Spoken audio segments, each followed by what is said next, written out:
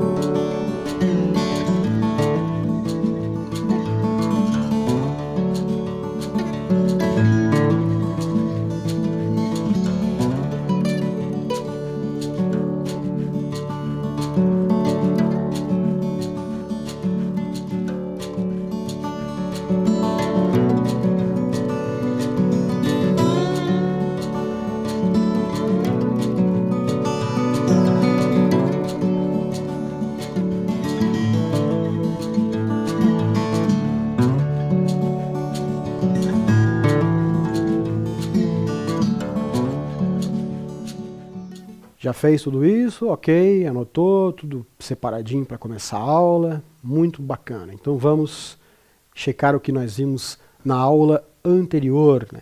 Na aula anterior eu trouxe para vocês ali aquele desafio, as figuras representando ali duas paisagens distintas, né? Praia e campo.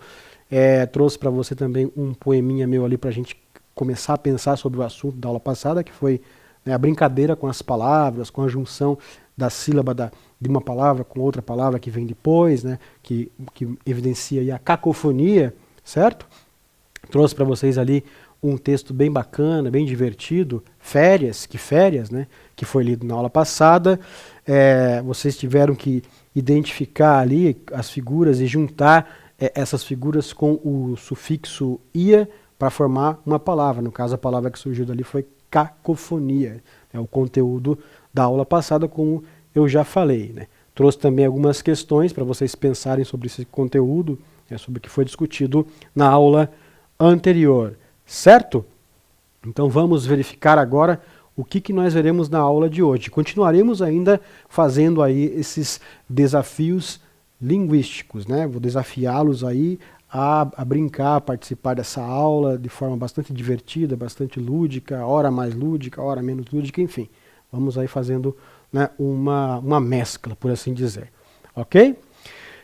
Você já leu algum poema não estruturado em forma de versos tradicionais e sem rimas, né? Porque quando nós falamos em poema, automaticamente já vem à mente, né? Rima, versos, estrofes, né? Aqueles modelos de estrofes e tudo mais, né? Figuras de linguagem, tudo aquilo que pertence ali ao universo, por assim dizer, do poema. Mas será que o poema só pode ser criado, ser escrito dessa maneira, utilizando essa estrutura, tendo essas características? Né? É uma pergunta para você aí. Já viu algum poema diferente que foge um pouco a essa lógica, a esse sistema? Então ali, ó. Será que a forma como as palavras são utilizadas na construção do poema pode ser determinante para a construção do sentido? Então, será que a maneira como elas são colocadas ali, dispostas no papel para compor esse poema, isso pode contribuir no sentido, né, que se pode extrair desse poema? É possível? Será que isso acontece? Vamos descobrir. Você sabe o que é algo concreto? Faz ideia do que seria algo concreto? Então ali, eu trouxe para vocês a definição do dicionário. Concreto, substantivo masculino, mistura de água, areia, cimento, pedra brita, com estrutura de vergalhão de ferro e usada em obra de alvenaria, cimento armado. Certamente você pensou nisso quando eu falei concreto, né? Mas não é desse concreto que nós vamos falar. Eu trouxe aqui porque é a definição mais comum, por assim dizer, né? Agora o adjetivo. Disse de um termo que designa um ser ou um objeto que pode ser percebido pelos sentidos. Aqui que está o ponto. Vamos falar do adjetivo, né? Algo concreto, algo que se percebe claramente ali, que se consegue identificar pelos sentidos. Né? Na filosofia, substantivo feminino, disse de ou natureza apresentada por qualquer objeto de conhecimento singular, individual, passível de ser captado pelos sentidos. Ultrapassa a opinião irrefletida do senso comum, que se mantém cativa da realidade empírica. Filosofia já dá aquela abstraída legal, tá? Mas não vamos tratar do conceito filosófico de concreto, mas sim ali mais do adjetivo mesmo, do item 2. Ok? Então vamos lá.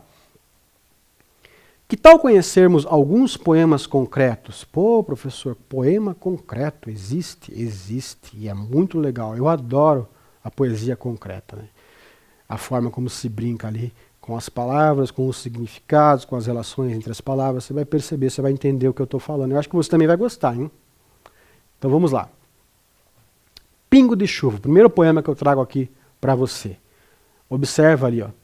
O primeiro pingo de chuva que caiu sobre o chão seco do meu sertão, te digo, me fez também chover. Que bonito, certo? Olha só que coisa, né? A gente tem ali as palavras formando o quê? Ficou claro que ali existe, né, a forma de um pingo. Percebeu?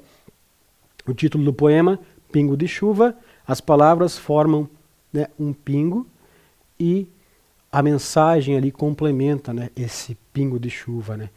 Me fez, achei muito bonito aqui, ó. A chuva, né, chuva que cai sobre o chão seco do meu sertão, te digo, me fez chover. Chuva que caiu, né? Me fez chover também, me fez também chover. O que quer dizer isso? Fazer alguém chover, fazer chover. Né? O que o poeta está expressando ali é que a pessoa chorou, se emocionou, porque viu a chuva cair num ambiente, né, de pouca chuva, num ambiente semiárido ou árido, né, num ambiente de pouca vida, porque se não há chuva, também não há vida. Se não há água, não há vida, certo? Num ambiente de sequidão. Então, percebam como o poeta brincou com a forma das palavras, com que as palavras aparecem ali, formando um pingo, e com as palavras em si, né, com os sentidos que surgem ali dessas palavras. Ok? Ficou claro ali para você? Então aqui eu trouxe mais um, ó. O poema aqui da Carluce Pereira. Então lá. O mundo roda, roda, roda, o tempo passa, passa, as coisas mudam e saem do lugar. Vejo círculos, retângulos, quadrados, cilindros. Parece que tudo não passa de um absurdo e eu faço parte dessa circunferência. Ali ficou evidente, né, essa brincadeira, né, com essa questão da roda, né, do sentido horário, e como as coisas vão mudando e vão rodando, e que as pessoas, e que nós fazemos parte dessa circunferência. No caso ali o eu lírico faz parte dessa circunferência, dessa dinâmica, dessa constante. Então, a forma como as palavras, notou ali então que na poesia concreta, a maneira como as palavras aparecem no poema são importantes também na construção do sentido. É isso que eu acho muito legal nesse tipo de poesia. Ok? Essa aqui do Paulo Leminski eu acho sensacional. Ali, ó. Lua na água. Então, ó, alguma lua, água. Lua alguma, lua. Percebam que quando ele fala lá, lua na água, água na lua. Você tem essa ideia a poesia concreta é bastante imagética nesse sentido de fazer com que você, ao ler os versos crie na sua mente uma imagem, né? Pense já num ambiente. E ali a gente percebe o quê? De repente um rio ou um lago e a lua sendo refletida nessa água, nesse lago ali. Ó. E as palavras aparecem de forma refletida, representando esse reflexo. Percebeu? Então lá, ó, como elas aparecem refletidas, as letras, as palavras. Muito criativo esse poema do poeta Paulo Leminski, né, o nosso Paulo Leminski. Aqui mais um poema agora do Haroldo de Campos. Vida sem destino, sempre escorrendo entre os dedos, nada podemos fazer. Tão veloz, sem piedade, onde parar? Não sabemos.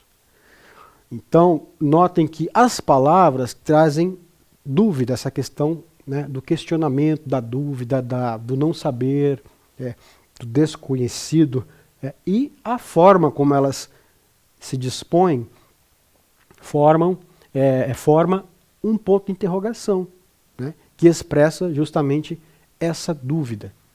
Ok? Ficou claro ali? Muito legal, né? Então aqui eu também quis participar novamente dessa brincadeira com poesia concreta e criei ali o meu poema também. Né?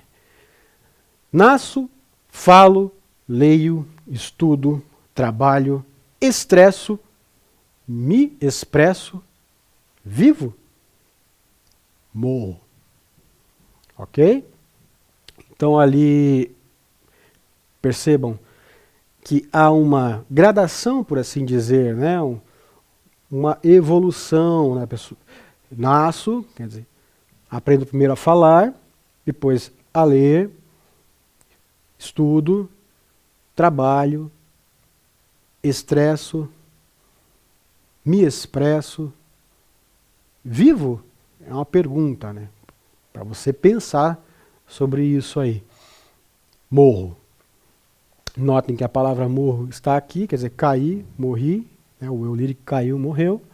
E morro também pode ser, além do verbo morrer, né, no presente, no indicativo, morro, pode ser o substantivo morro, porque ó, veja que ele está subindo um morro. Percebeu a brincadeira? E essas fases da vida aqui estão representadas por cada uma dessas palavras. Dá uma brincadeira aí com as palavras e com a forma como elas são colocadas ali, que contribuem para a construção do sentido do poema. Ok? Então agora eu vou falar com vocês sobre a poesia concreta. A poesia concreta emergiu no Brasil próximo aos anos de 1950 e foi coordenada pelos irmãos Augusto de Campos e Haroldo de Campos, além de Décio Pinhatari. O movimento foi fortemente influenciado pelas vanguardas europeias, ou concretismo europeu, e propunha uma nova linguagem literária, trazendo aspectos visuais em vista de superar a ideia de verso enquanto unidade rítmica formal. Então aqui a poesia concreta é algo revolucionário, algo que vem, de certa forma, quebrar um pouco aqueles padrões, né, de poesia já conhecidos, né, já cristalizados. Então ela vem ser revolucionária nesse sentido porque vem propor uma nova forma de fazer, de ler, de entender poesia, né, a poesia concreta. Certo? Inspirada né, nos movimentos aí europeus, que é bem comum. Depois da Semana da Arte Moderna de 1922, isso passou a ser uma constante na nossa literatura, né? Essa tentativa de inovar. Características. Os artistas procuravam uma nova forma de fazer arte após a Segunda Grande Guerra Mundial. O movimento concretista inspirou a literatura, a música, as artes visuais e possuía grande contato com o movimento abstracionista. No Brasil, o concretismo surgiu no ano de 1956, durante o governo de Juscelino Kubitschek, quando se vivia um intenso desenvolvimento econômico e democratização da política. A época foi marcada pela construção de Brasília e pela idealização de um país mais moderno, e desenvolvido. Então, a poesia estava aí sendo um reflexo desse contexto, né, que o país vivia, né? Ela veio nesse sentido também, nessa onda aí de mudanças, de ousadia, de uma arquitetura diferente, né, com formas mais retas. Observe Brasília, né, ou arredondadas, né, de formas mais objetivas, né. A poesia concreta tem aí também essa característica, por assim dizer. Certo? Bom, agora é com você. A questão de número 1. Para que o poema Pingo de Chuva possa ser compreendido, é necessário então, A. Considerar apenas a linguagem verbal. B. Levar em conta as palavras e a forma com que elas foram utilizadas. C. Observar apenas a forma com que as palavras estão dispostas no texto. Ou D. Atentar mais à forma do que ao conteúdo do poema. Então ali está de novo o poema Pingo de Chuva, que já foi lido, né, que eu já comentei. Então agora você vai lê-lo novamente, pensar sobre essas alternativas, escolher uma e daqui a pouco eu retorno com a resposta.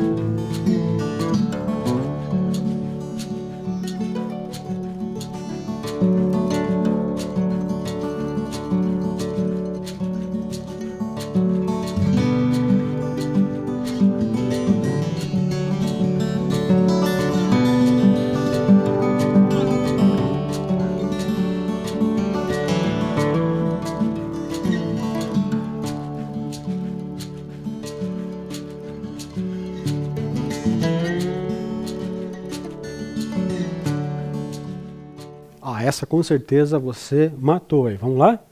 Será? Alternativa B. Levar em conta as palavras e a forma com que elas foram utilizadas. Então tem que se considerar o que foi escrito e a forma como, né, foram utilizadas as palavras, né, o desenho que elas formam. Né? No caso ali, nós temos um pingo, né, de chuva. Considerar apenas a linguagem verbal. Não, a linguagem verbal tem que ser considerada, mas não é só ela, ok? Observar apenas a forma com que as palavras estão dispostas no texto, também a forma com que estão dispostas, mas não apenas, ok? Cuidado com os distratores, eu sempre chamo atenção a eles, é importante você cuidar aí para não ser enganado. Tem que se olhar a forma, né, a forma com que as palavras estão dispostas no texto e também as próprias palavras em si, o sentido que elas, né, provocam ali, que elas trazem. Atentar mais à forma do que ao conteúdo, quer dizer, prestar mais atenção ao desenho que é formado do que ao conteúdo, não. Tem que ser aos dois. Certo? Então vamos para a próxima questão, a questão de número 2, né? Como você interpretaria o poema de Augusto de Campos? Então ali eu tenho o poeminha dele. Você vai ler esse poema e vai interpretá-lo. A interpretação é sua, ok? Só que tem que ser uma interpretação coerente com o que está ali. Certo? Eu sei que você consegue. Daqui a pouco eu retorno com a correção e o comentário dessa questão.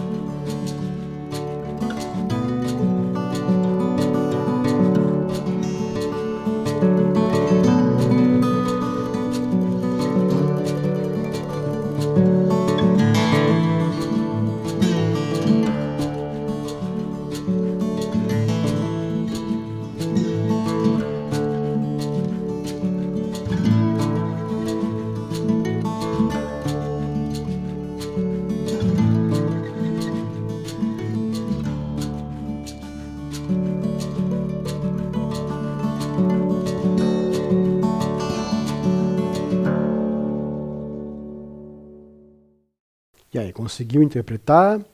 Tenho certeza que sim. Então vamos checar ali. Vou trazer aqui a minha resposta, né? Se a tua não ficou igual à minha, não tem problema, desde que tenha coerência com o que está no texto, aí conserve a tua resposta. Então lá. O poema faz menção a elementos que fazem parte da nossa vida, certo? Tais como o amor, a morte e o temor. Você percebeu essas três palavras ali no texto? Amor, morte e temor? O amor é tido como base de tudo, pois está presente tanto na morte quanto no temor. Então lá, ó, vejam, né, amor já começa ali, que base, né, que está lá no topo, né, é principal, né, amor, e está aqui também amor, né, se você for pensar na base desse triângulo, aqui dessa pirâmide, também está aqui o amor, né. Então o amor aparece ali. Eu entendi como base porque ele está em todas as palavras, certo? Amor, amor, amor, notem, amor, todas elas.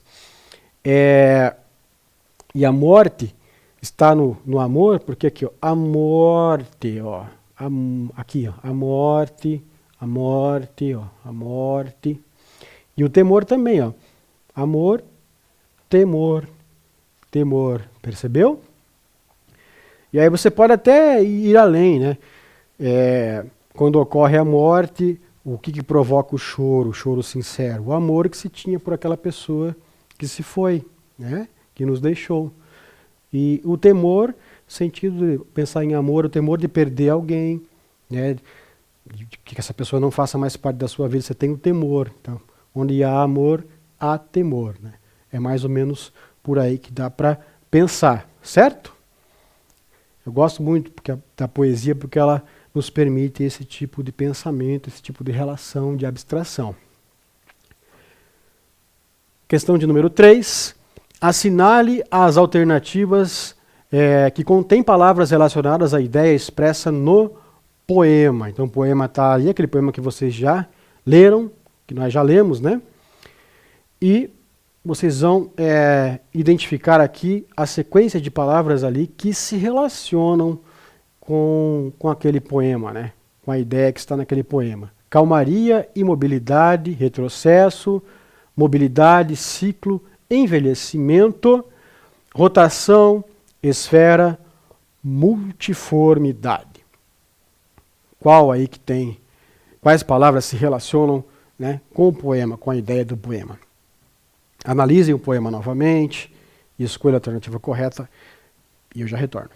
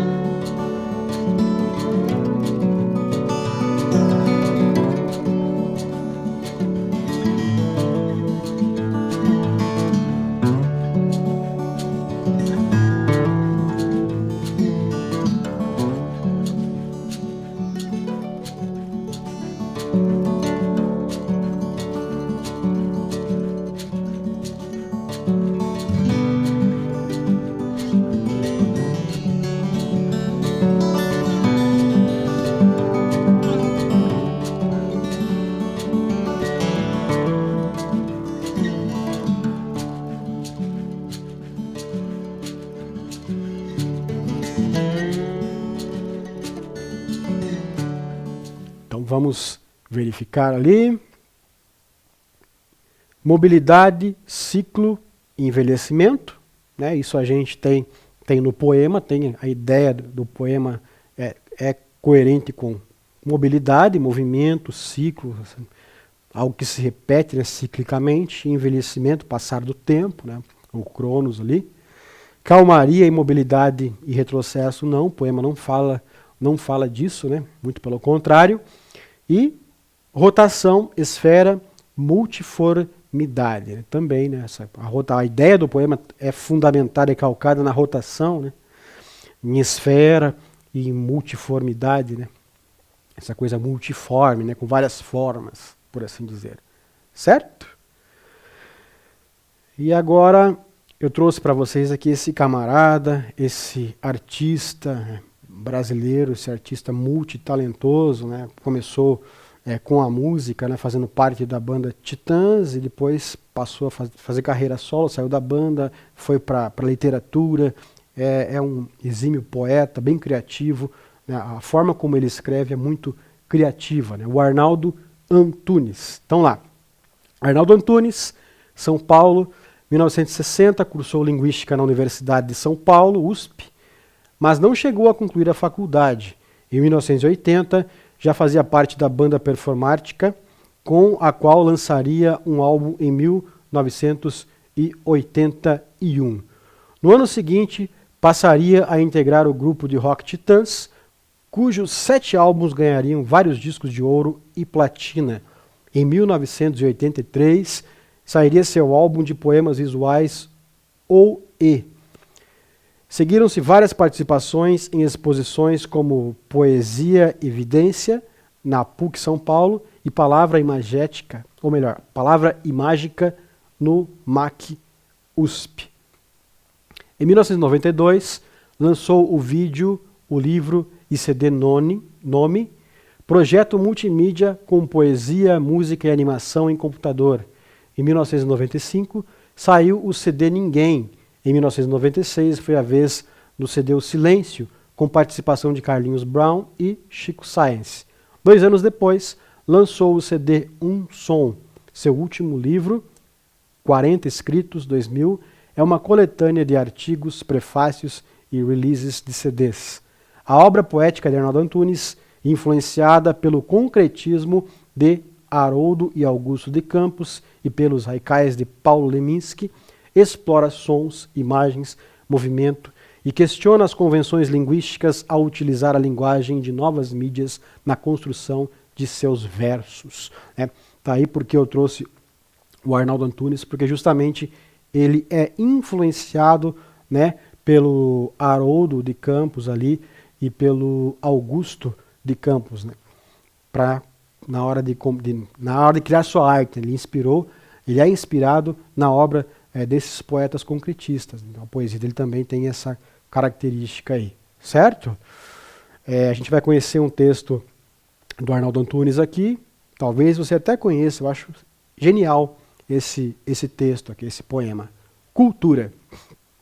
O girino é o peixinho do sapo, o silêncio é o começo do papo, o bigode é a antena do gato, o cavalo é o pasto do carrapato, o cabrito é o cordeiro da cabra, o pescoço é a barriga da cobra, o leitão é um porquinho mais novo, a galinha é um pouquinho do ovo, o desejo é o começo do corpo, engordar é a tarefa do porco, a cegonha é a girafa do ganso, o cachorro é um lobo mais manso, o escuro é a metade da zebra, as raízes são as veias da seiva, o camelo é um cavalo sem sede, tartaruga por dentro é parede, o potrinho é o bezerro da égua, a batalha é o começo da trégua, papagaio é um dragão miniatura, bactérias no meio é cultura. Então, veja a forma criativa com que o Arnaldo Antunes constrói os seus versos nesse poema e essa relação de metáforas que ele cria. Notem como faz sentido, apesar do aparente absurdo, né? Há sentido naquilo que ele coloca ali, né? Vou pegar aqui só um exemplo para vocês, por exemplo, aqui, ó. O cachorro é um lobo mais manso, né? De fato, né? O cachorro é um lobo, né? Ele vem, né, do lobo, né? Ele descende, por assim dizer, do lobo, só que ele é mais manso porque ele é justamente domesticado, certo? Essa aqui eu acho muito linda. As raízes são as veias da seiva.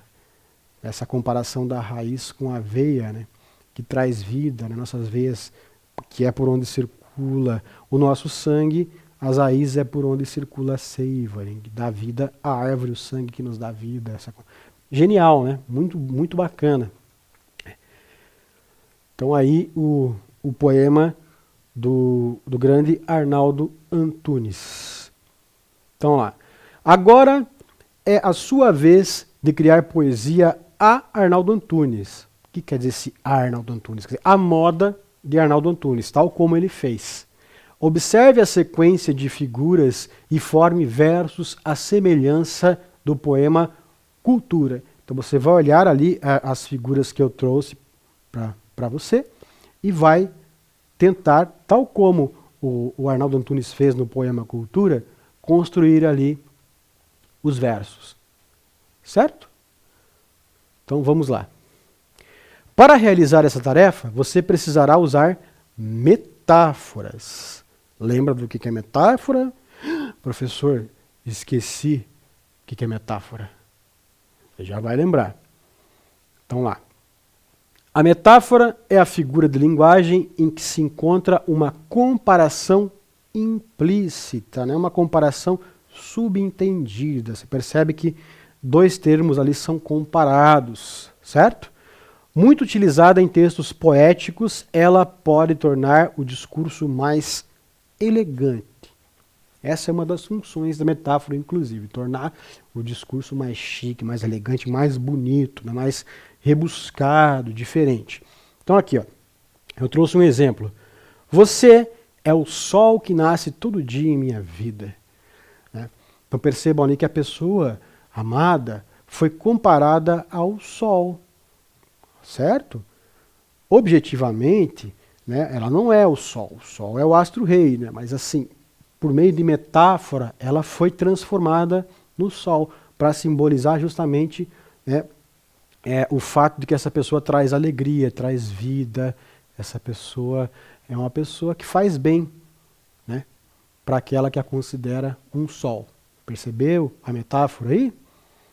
Então, vamos lá. Qual metáfora é possível criar a partir das imagens abaixo? Então nós temos aqui três figuras, certo? Ali, ó. A primeira é uma lâmpada, a segunda é um sol e a terceira um quarto, certo? Seguindo a lógica do Arnaldo Antunes, do poema Cultura, o que dá para criar? Que verso que dá para criar ali, observando, associando essas três figuras na ordem em que elas aparecem ali? Tenta criar a frase, o verso, e daqui a pouco eu volto com a resposta.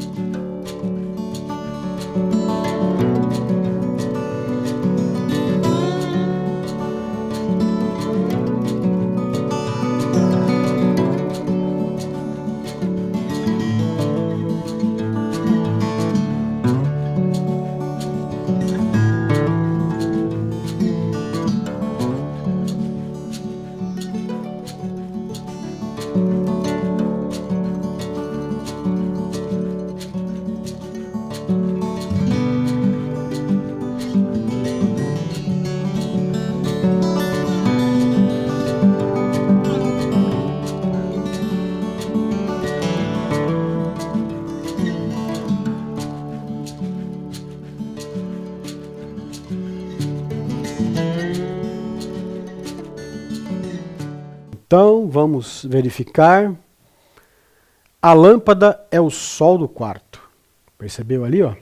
Lâmpada, sol, quarto. A lâmpada é o sol do quarto, né? Faz sentido porque a lâmpada ilumina o quarto, assim como o sol ilumina, né, o nosso planeta. Ok? A próxima aqui, ó. Próximo desafio. Nós temos aqui a figura de um rio, de uma estrada e de um barco, certo? Que verso que se pode criar a partir da associação dessas três figuras? Tenta identificar e daqui a pouco eu retorno com a resposta.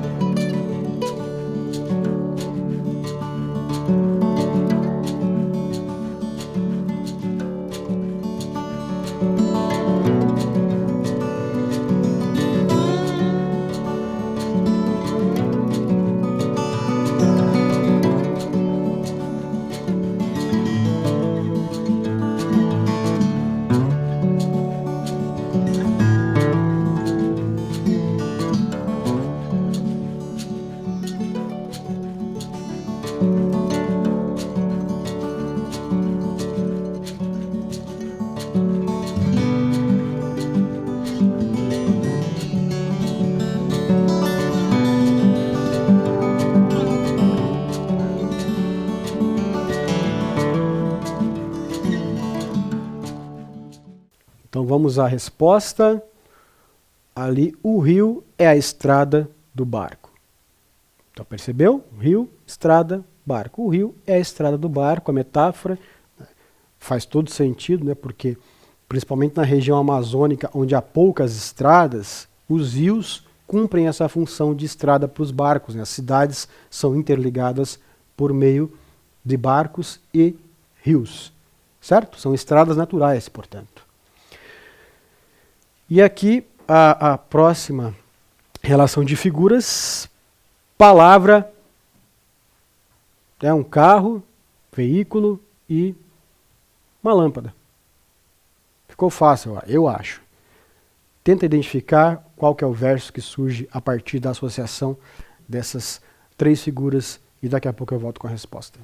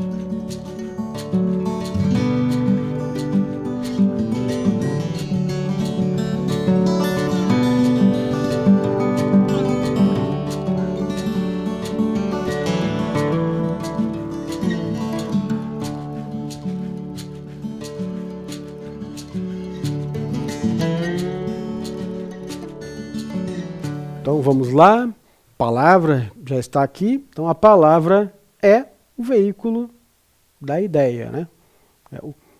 A palavra seria o transporte da ideia, né? Como que você mostra a sua ideia para as pessoas? Por meio de palavras, certo?